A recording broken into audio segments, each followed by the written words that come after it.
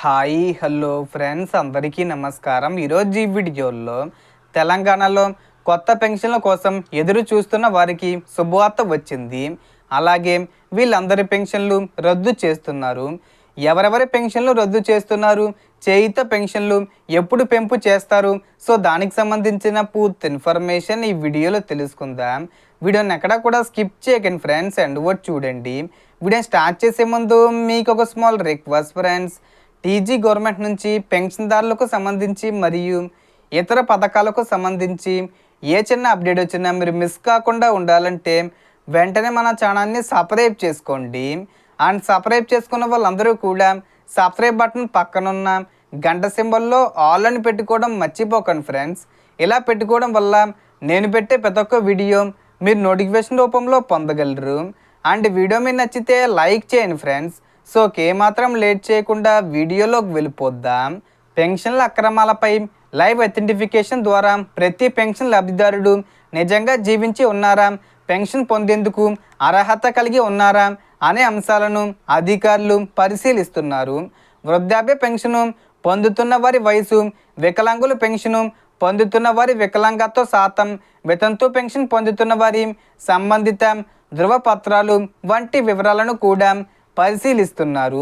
నివేదికల ప్రకారం మరణించిన వేలాది మంది పేర్లపై ఇంకా పెన్షన్లు కొనసాగుతున్నట్లు, అలాగే వేలాది మంది ఆచూకీ లేని లబ్ధిదారుల వివరాలు కూడా గుర్తించినట్లు సమాచారం. ఈ ధృవీకరణ ప్రక్రియ పూర్తయిన తర్వాత ఖాళీ అయ్యే స్థానాల్లో సుమారు 3 లక్షల వరకు కొత్త పెన్షన్లు మంజూరు చేసే అంశంపై ప్రభుత్వం కసరత్తు చేస్తున్నట్టు వార్తలు వస్తున్నాయి.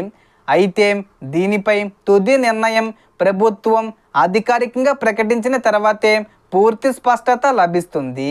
అదేవిధంగా చేయూత పెన్షన్ల పెంపుకు సంబంధించి ఆగస్టు 15వ తేదీ వచ్చేలోపు ఎప్పుడు పెంపు చేస్తారు అనే అప్డేట్స్ అయితే వస్తాయి.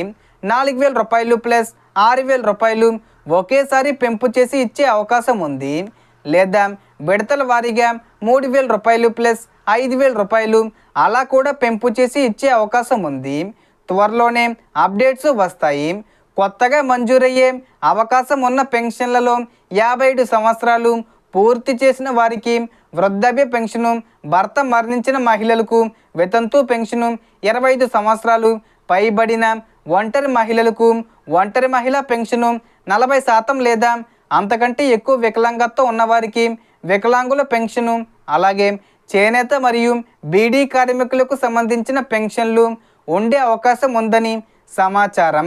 అవసరమైన పత్రాల విషయానికి వస్తే passport size photo, Aadhaar card, కుల ధృవీకరణ పత్రం, ఆదాయ ధృవీకరణ పత్రం తప్పనిసరిగా సిద్ధంగా ఉంచుకోవాలి. వితంతు పెన్షన్ కోసం భర్త మరణ ధృవీకరణ పత్రం, వికలాంగుల పెన్షన్ కోసం అధికారిక వికలాంగత్వ ధృవీకరణ పత్రం కూడా అవసరం కావచ్చు.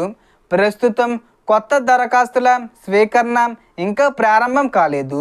ప్రారంభమైన వెంటనే ప్రభుత్వం విడుదల చేసే అధికారిక మార్గదర్శకాల ప్రకారం పూర్తి వివరాలు తెలుస్తాయి. ఇప్పుడు మీ అభిప్రాయం చెప్పండి. ఈసారి నిజంగా 3 లక్షల కొత్త పెన్షన్లు మంజూరీ అవుతాయని మీరు భావిస్తున్నారా? అలాగే మీ కుటుంబంలో ఎవరైనా కొత్త పెన్షన్ల కోసం ఎదురు చూస్తుంటే కామెంట్లో తెలియజేయండి.